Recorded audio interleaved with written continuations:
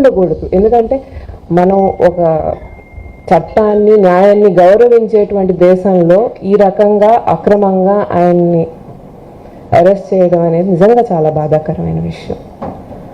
ఇప్పుడు ఈరోజు నేనేదో చెప్తున్నానని కాదు, మాకంటే ముందు ఫోన్ చేసి మా నాన్న కార్యకర్తలు కానీ నియోజకవర్గ ప్రజలు కానీ తెలిసిన వాళ్ళు కానీ అందరూ ఫోన్ చేసి అన్న మీద ఇలా తప్పుడు కేసు బనాయించి ఈ రకంగా ఇబ్బంది పెట్టడానికి ప్రయత్నిస్తున్నారు, మీకేం ఇబ్బంది లేదు మేము ఉన్నాము అని చెప్పి చాలామంది చెప్పారు.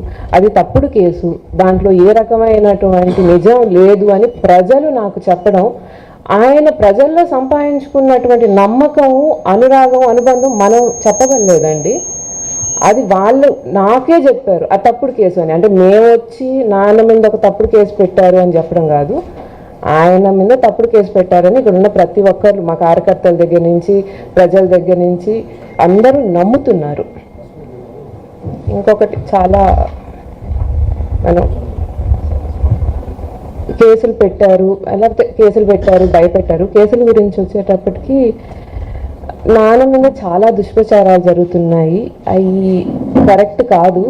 మా నాన్న వరకు ఎన్నోసార్లు విచారానికి వచ్చారండి. అంటే ఇదేం మొదటిసారి ఆయన మీద కేసు పెట్టి భయపెట్టినట్టు ఇప్పుడే మొదలవలేదు కదా, ముందు కూడా కేసులు పెట్టారు, విచారానికి పిలిచారు, విచారానికి వచ్చారు, విచారానికి హాజరయ్యి ఆయన అడిగిన వాటికి సమాధానం చెప్పి వెళ్ళారు. కాకపోతే ఇప్పుడు అక్రమమైన అరెస్ట్ చేస్తారు అట్లా కాదు.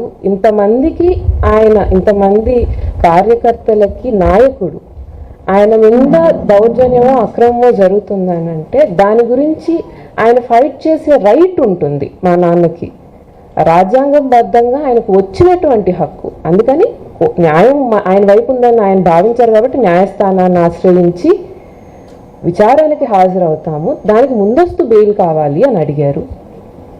బెయిల్ పిటిషన్ రన్ అవుతూనే ఉన్నింది. హైకోర్టులో బెయిల్ పిటిషన్ని మళ్ళీ వాయిదా ఇచ్చారండి.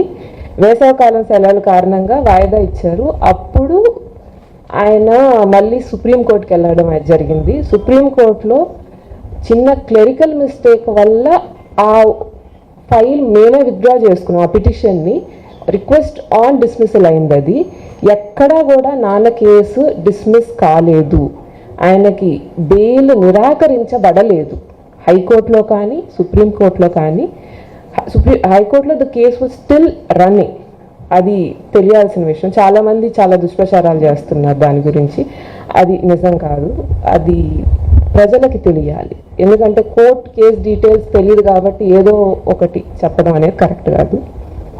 అంటే చాలామంది చాలా రకాలుగా చెప్పారు నాన్నకి, ఈ కేసులు అవి పడతాయి, మీరు ప్రజల కోసం మాట్లాడుతున్నారు, అది కరెక్టే, కానీ మీ ముందే టార్గెట్ చేస్తారని. అది కూడా లెక్క చేయకుండా నాన్న ప్రజల కోసం మాట్లాడారండి.